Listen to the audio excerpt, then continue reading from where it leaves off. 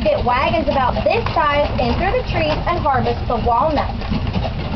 Look at that. So the estimated value of the trees in today's money is around $1.3 million. That was estimated several years ago.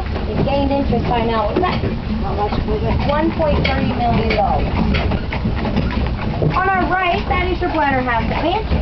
If you folks have not gone in for that tour, I highly recommend going in there and taking it.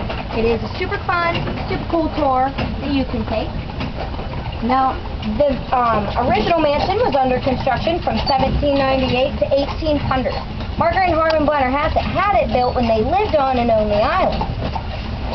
The original mansion stood till about 1811. It was accidentally burnt to the ground in that year.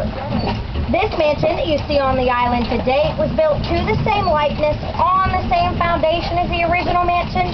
One of the only differences is the 6-foot mound of dirt in between the two structures puts this one above flood line or above sea level. So when the